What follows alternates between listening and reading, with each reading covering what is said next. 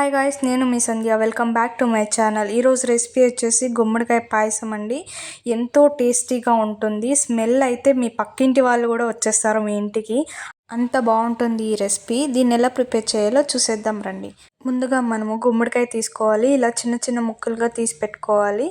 మీరు కావాలంటే పొట్టు కూడా తీసేయచ్చు. నేనైతే తీయలేదు, ఇలానే ఉంటే టేస్ట్ బాగుంటుందని. తర్వాత బెల్లం తీసుకోవాలి. ఇలా చిన్న చిన్నగా దంచి పెట్టుకోవాలి. తర్వాత మనం సొంటి సోప్ ఉంటుంది కదా, దాన్ని మిక్సీకి వేసి పౌడర్ చేసి పెట్టుకోవాలి. తర్వాత ఎండు కొబ్బరి ఉంటుంది కదా, దాన్ని కూడా మిక్సీకి వేసి పెట్టుకోవాలి. తర్వాత ద్రాక్షి గోడంబి కొంచెం తీసుకోవాలి. ఇంతేనండి. ఈ సింపుల్ ఇంగ్రీడియంట్స్తో మనము ఎంతో టేస్టీగా ఉన్న గుమ్మడికాయ పాయసం అయితే చేసేసుకుందాం. ఇప్పుడు ఒక బౌల్ తీసుకొని ఒక హాఫ్ గ్లాస్ వాటర్ యాడ్ చేసుకోవాలి. యాడ్ చేసుకున్న తర్వాత మనం ముందుగా కట్ చేసి పెట్టుకున్న గుమ్మడికాయ ఉంటుంది కదా, గుమ్మడికాయని అయితే వేసుకుంటున్నాను ఆ వాటర్లోకి. ఇదైతే బాగా బాయిల్ అవ్వాలండి, బాగా ఉడకాలి. అప్పుడే మనకి గుమ్మడికాయ పాయసం అనేది చాలా బాగుంటుంది. తర్వాత పక్కన ఒక ప్యాన్లో వాటర్ యాడ్ చేసుకొని బెల్లం వేసుకోవాలి. అది పాకంలాగా కాకుండా ఉడికించి పెట్టుకోవాలి. ఎందుకంటే డస్ట్ అంతా ఉంటుంది కదండి, ఆ డస్ట్ అంతా క్లియర్ అవుతుంది. ఇలా ఉడికిన తర్వాత మనం గుమ్మడికాయ అనేది ఉడికించుకుంటున్నాం కదా, అందులోకి యాడ్ చేసుకోవాలి. చూడండి, మీకు ఎంత డస్ట్ ఉన్నా దీంతో క్లియర్ అయిపోతుంది ఇలా చేసుకుంటే. ఇలా చేసుకొని ఒక 5 minutes అలా ఉడికించండి. బాగా ఉడకాలి, అప్పుడే మనకి చాలా బాగుంటుంది. తర్వాత పక్కన ఒక చిన్న ప్యాన్లో నెయ్యి యాడ్ చేసుకొని అందులోకి మనం ద్రాక్షి గోడంబి వేసుకొని ఒక 2 minutes అలా ఫ్రై చేసుకోండి.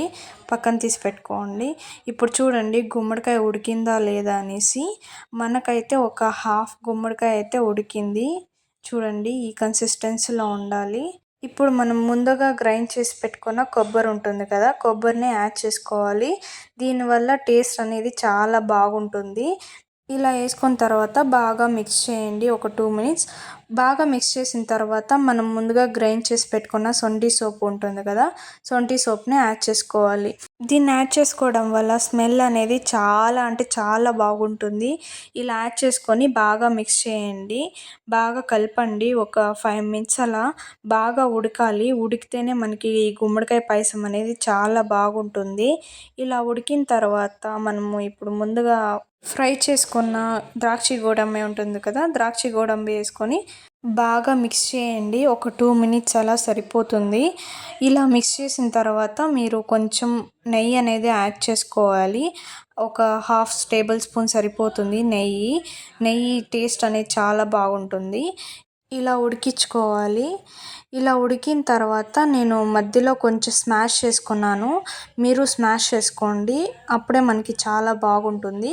ఈ వాటర్ అనేది స్ప్రెడ్ అవుతుంది కదా. ఇప్పుడు మీరు కొంచెం దగ్గర పడే వరకు ఉడికించుకోండి, అప్పుడే మనకి పర్ఫెక్ట్గా ఉడికినట్లు. మీరు చూడండి, నేను చూపిస్తున్నాను కదా.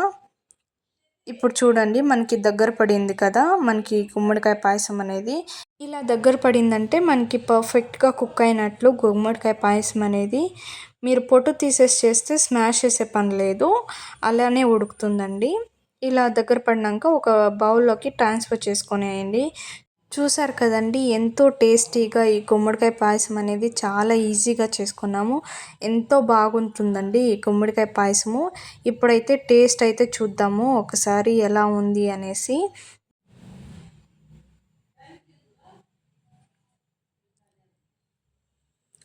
ఆహా, టేస్ట్ అయితే అద్దరిపోయిందండి. మీకు ఇష్టమైన వాళ్ళకి ఎవరికైనా ఇలా చేసి ఇవ్వండి, వాళ్ళైతే మీకు పెద్ద ఫ్యాన్ అయిపోతారు. ఈ పాయసం వల్ల అంత బాగుందండి. మీ హస్బెండ్కి అయితే ఆఫీస్ నుంచి రాగానే ఇవ్వండి, చాలా బాగుంటుంది. వాళ్ళైతే చాలా హ్యాపీగా ఫీల్ అవుతారు. తర్వాత ఇంతవరకు నా వీడియోని చూసారంటే మీకు నచ్చింది అనుకుంటున్నాను. Please do like, share and subscribe to my channel. Thank you.